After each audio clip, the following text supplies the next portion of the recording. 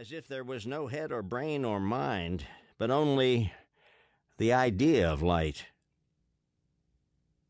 He remembered these as the conditions of their lives when they departed expedition headquarters that white chalky morning to hunt the wild beeves. He remembered the morning itself and its dim blue light, and upon waking, the decision he made to begin another day. This is what he remembered of those days in Mexico. And much later in life, some of it he would talk about, but not everything. He wasn't inclined to talking, but about these days in the desert, he was even less so. He remembered a small man, a minor jefe politico, wearing a black felt hat. He was peddling a red hen and a white hen, held by the legs in each hand, and inside the perimeter down the wind, there were penned and mudded barrow hogs, their flies and their drift of stink. He remembered a horse trader talking to his brother. Their father had named his brother Xenophon, after the ancient horseman, and his own name was Napoleon, after the great general.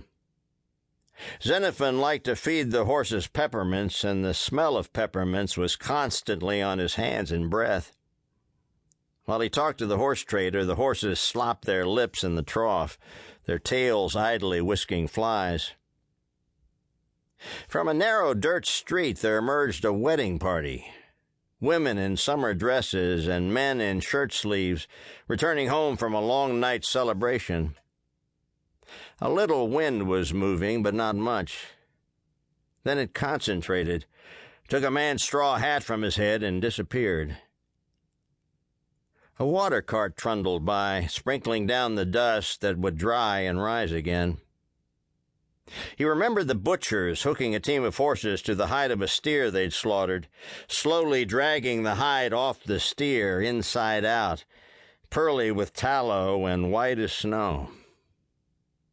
The small man wearing the black felt hat, peddling the red hen and the white hen, his jaw working as he watched as the horses tore away the hide. There was Arbutus, a liquorhead, and from time to time he'd throw himself onto all fours and bark like a rabid dog, and he'd howl from the end of his outstretched neck. It was after the dogs were shot Arbutus could be seen dragging a leash with an empty collar, and after that he started going down on all fours. There was the sleeveless baker in his stiff white apron gridded with flour. The baker smoked a cigar he never ashed, but let the ash gray and curl, and when cold it fell of its own accord. He thought the baker disagreeable, and to possess violent proclivities. There was a goat, he remembered, and a butcher wearing a bleached white apron carrying a sticking knife pointed at the sky. The blade gleamed, and he caught its light in the corner of his eye. A gaggle of boys followed behind, waiting for their chance to lug off the head and guts. Among them was the boy who shined his boots and carried a tin whistle he blew. And there was the legless boy, strapped to a wheeled platform, propelling himself forward with his fists.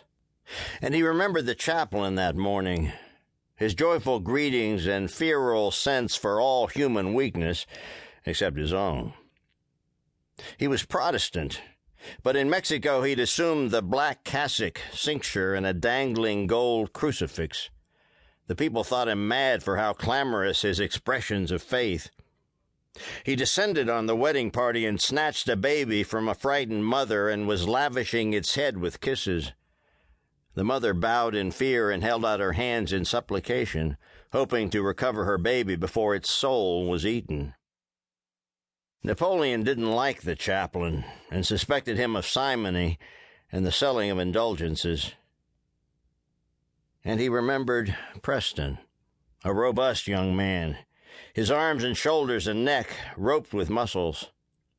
Preston wore a very beautiful deerskin jacket that morning, elaborately beaded with long fringe at the sleeves and shoulders. He preferred riding a gray horse with long and rangy legs, and that morning was no different. He was urging the photographer to hurry.